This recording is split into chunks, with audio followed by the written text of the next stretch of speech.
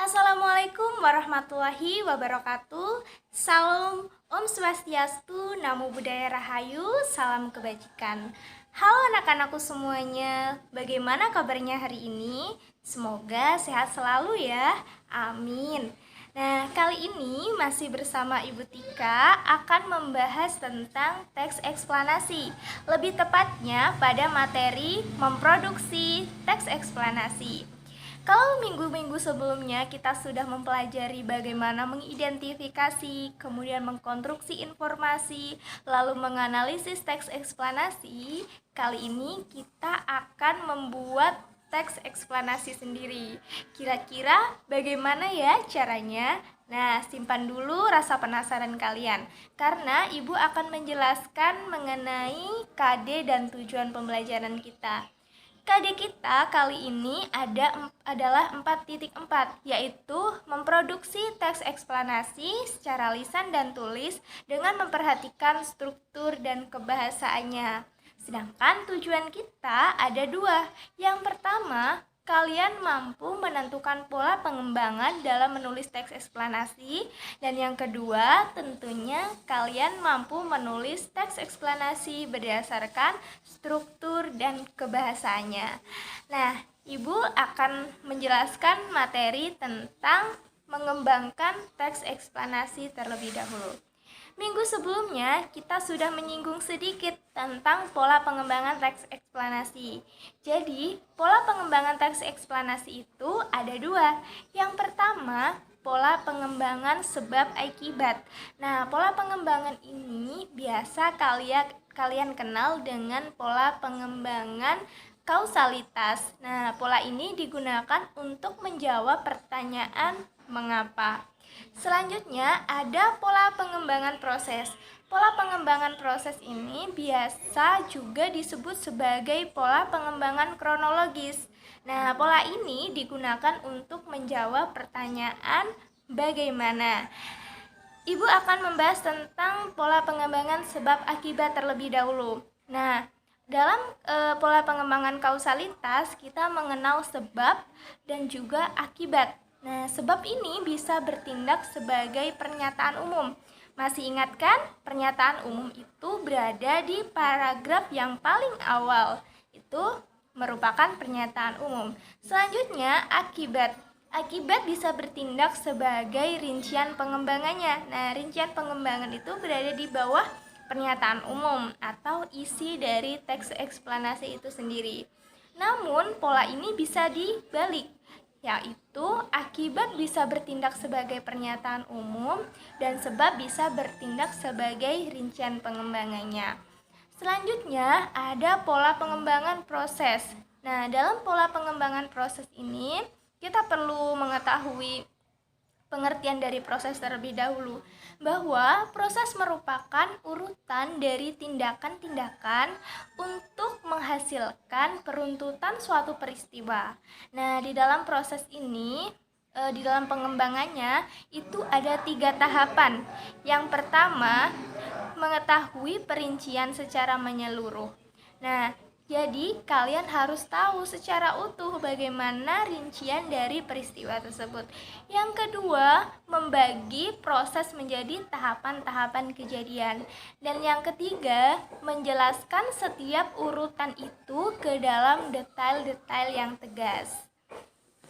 Untuk lebih memahami perbedaan antara pola pengembangan sebab akibat dan pola pengembangan proses, Ibu memberikan 2 contoh teks dengan pola pengembangan yang berbeda ini. Coba perhatikan contoh pola pengembangan sebab akibat terlebih dahulu. Perhatikan pada kata yang bercetak biru. Kita ada 2 paragraf dalam pola pengembangan sebab akibat. Yang pertama, gempa bumi melanda wilayah bagian selatan daerah istimewa Yogyakarta. Nah, dan seterusnya itu merupakan sebab, yaitu berada di bagian pernyataan umum. Selanjutnya pada paragraf kedua, gempa bumi ini mengakibatkan puluhan orang meninggal. Nah, itu merupakan akibat. Akibat dari apa? Dari peristiwa atau fenomena gempa bumi. Itu berada di deretan penjelas. Nah, selanjutnya kita beralih ke contoh pola pengembangan proses. Pada pola pengembangan proses sama, coba perhatikan pada kata yang bercetak warna biru. Pada bulan keempat, muka telah kian tampak seperti manusia. Dalam bulan kelima, rambut-rambut mulai tumbuh maksud ibu. Selama bulan keenam, selama 7 bulan, selama bulan ke-8 dan ke-9. Nah, itu merupakan contoh kata keterangan waktu, atau juga bisa disebut sebagai konjungsi kronologis yang merupakan penanda pola pengembangan proses. Jadi pola pengembangan proses itu ditandai adanya banyak konjungsi kronologis dan juga kata keterangan waktu.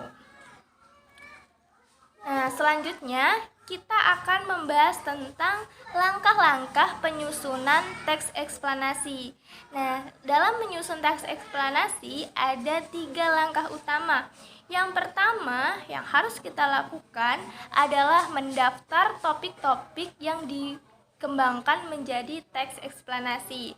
Nah, sebagai contoh ada berikut ini. Ini merupakan contoh teks eksplanasi yang dikembangkan berdasarkan topik-topik. Ada 7 topik. Yang pertama, paling depan para siswi. Kemudian memainkan mayoret, melakukan koreografi, dan seterusnya. Itu merupakan cara mendaftar topik-topik ya. Selanjutnya ada menyusun kerangka teks, yakni dengan menomori topik-topik itu sesuai dengan struktur baku dari teks eksplanasi, yang paragraf-paragrafnya dapat disusun secara kausalitas atau kronologis. Dalam tahap ini dapat saja membuat topik yang kita anggap tidak perlu atau menggantinya dengan topik yang lain. Jadi di dalam tahapan ini kita dapat mereduksi atau memilah topik-topik yang sekiranya tidak perlu, atau bisa juga menggabungkan 2 topik menjadi 1 topik. Nah, dari tadi kan ada 7 topik. Nah, sekarang dirinci lagi menjadi 5 topik. Kira-kira ada topik yang dihilangkan atau direduksi, yaitu tentang, coba kita balik, tentang para penonton berjubel. Coba perhatikan di sini tidak ada topik para penonton berjubel, sehingga topik tersebut sudah direduksi. Dan ada beberapa topik yang dijadikan 1, misalnya memainkan mayoret, melakukan koreografi. Itu dari 2 topik menjadi 1 topik saja. Nah, langkah berikutnya adalah memperhatikan struktur baku, yaitu identifikasi fenomena, proses kejadian, dan ulasan. Nah, dalam tahapan ini kita harus menjadikan topik-topik itu menjadi kalimat yang jelas. Kita pun dapat saja membuat kalimat yang berfungsi untuk mengikat, seperti konjungsi-konjungsi yang biasa digunakan dalam teks eksplanasi, sehingga kalimat-kalimat itu terjalin secara lebih kompak dan padu. Nah, jika kita melihat topik-topik sebelumnya, ini kan masih belum padu, masih ambigu apabila dibangun menjadi suatu kalimat atau suatu paragraf. Sedangkan coba perhatikan contoh pengembangan paragraf berikut. Rombongan ini terbagi menjadi beberapa kelompok. Paling depan deretan siswi-siswi imut. Mereka asik memainkan mayoret, melakukan koreografi menggunakan benderanya masing-masing. Kelompok mayoret ini diikuti dengan marching band, disusul dengan sejumlah pelajar yang menempeli tubuh mereka dengan papan yang bertuliskan hak-hak yang patut dituntut remaja, dan seterusnya. Anak-anakku, coba perhatikan pada kalimat pertama, kalimat yang bercetak tebal. Nah, kalimat tersebut merupakan kalimat tambahan yang berfungsi sebagai pengikat sekaligus gagasan umum paragraf tersebut. Nah, setelah itu kita akan Ibu akan menjelaskan tentang menyunting teks eksplanasi. Jadi, setelah menciptakan teks eksplanasi, kita juga harus menyunting teks eksplanasi. Tujuannya apa? Tujuannya untuk mengoreksi kesalahan-kesalahan yang mungkin ada dalam teks tersebut. Nah, hal yang perlu disunting dalam teks eksplanasi ada isi teks. Barangkali informasi yang dijelaskan dalam teks tersebut masih kurang benar. Yang kedua ada struktur. Barangkali strukturnya ada yang rumpang atau ada yang terbalik. Yang ketiga ada kaidah kebahasaan. Yang keempat ada ejaan atau tanda baca. Nah, yang keempat ini yang masih sering salah dilakukan oleh penulis. Nah, pembelajaran kita sampai sini saja. Semoga setelah mempelajari materi ini kalian dapat menyusun teks eksplanasi sendiri dan juga tentunya mampu mengidentifikasi pola pengembangan teks eksplanasi.